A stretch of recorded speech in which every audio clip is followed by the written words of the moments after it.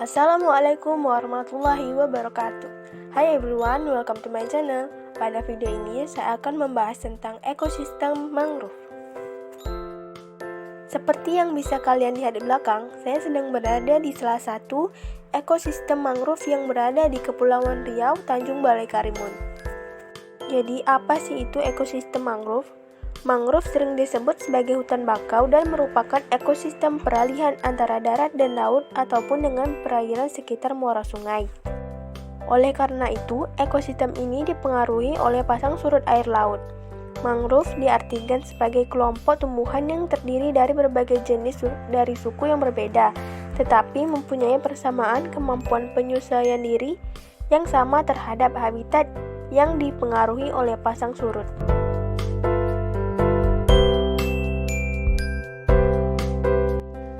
Di Indonesia, mangrove sering diidentikan dengan salah satu jenis vegetasinya yaitu bakau, sehingga orang lebih mengenal ekosistem ini dengan ekosistem atau hutan bakau.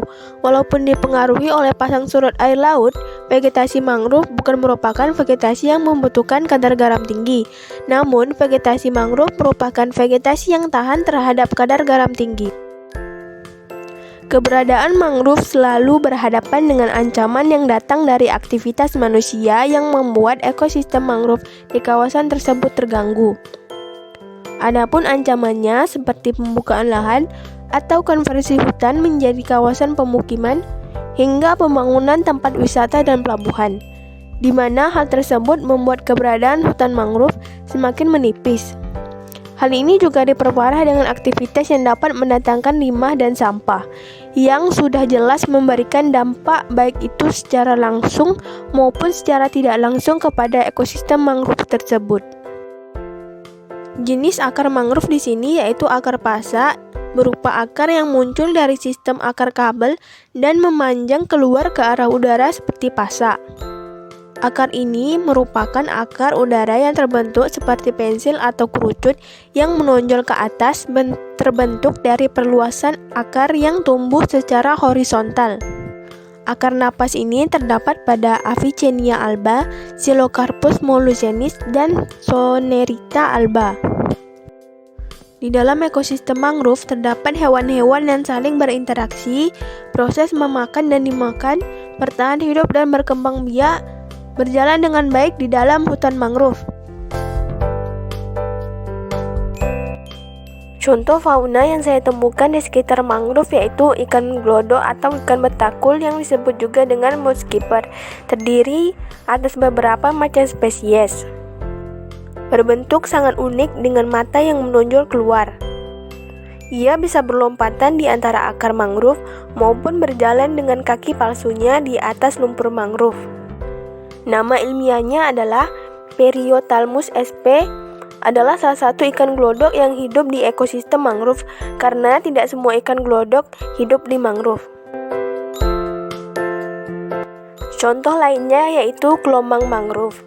Gelombang mangrove nama ilmiahnya yaitu Clibanarius sp. Clibanarius mudah dikenali dari warna kakinya yang bergaris-garis biru. Apabila ia berganti kulit dan ukuran tubuhnya membesar, maka ia akan mencari cangkang baru untuk ditinggali. Berikut ini gambar fauna yang biasanya berada di mangrove.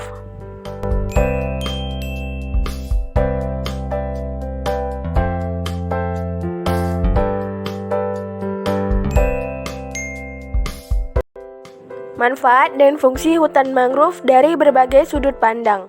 1. Pelindung terhadap bencana alam. Vegetasi hutan mangrove dapat melindungi bangunan, tanaman pertanian, atau vegetasi alami dari kerusakan akibat badai atau angin yang bermuatan garam melalui proses filtrasi. 2. Pengendapan lumpur. Sifat fisik tanaman pada hutan mangrove membantu proses pengendapan lumpur. Pengendapan lumpur berhubungan erat dengan penghilangan racun dan unsur hara air, karena bahan-bahan tersebut seringkali pada partikel lumpur. Dengan hutan mangrove, kualitas air laut terjaga dari endapan lumpur erosi. 3. Penambahan unsur hara. Sifat fisik hutan mangrove cenderung memperlambat aliran air dan terjadi pengendapan. Seiring dengan proses pengendapan ini, terjadi unsur hara yang berasal dari berbagai sumber, termasuk pencucian dari areal pertanian. 4. Penambatan racun. Banyak racun yang memasuki ekosistem perairan dalam keadaan terikat pada permukaan lumpur atau terdapat di antara kisi-kisi molekul partikel tanah air. Beberapa spesies tertentu dalam hutan mangrove bahkan membantu proses penambatan racun secara aktif. 5. Sarana pendidikan dan penelitian. Hutan mangrove dimanfaatkan dalam upaya pengembangan ilmu pengetahuan dan teknologi, membutuhkan laboratorium yang lapang dan baik untuk kegiatan penelitian dan pendidikan. Rantai makanan mangrove. Rantai makanan Detritus dimulai dari proses penghancuran luruhan dan ranting mangrove oleh bakteri dan fungsi detritus menghasilkan detritus. Hancuran bahan organik ini kemudian menjadi bahan makanan penting nutrien bagi cacing, Crustacea, moluska, dan hewan lainnya. Nutrien di dalam ekosistem mangrove dapat juga berasal dari luar ekosistem, sungai atau laut. Bakteri dan fungsi tadi dimakan oleh sebagian protozoa dan Avertebrata dimakan oleh karnivor tingkat tinggi. Itu saja vlog pembahasan tentang mangrove kali ini. Assalamualaikum warahmatullahi wabarakatuh.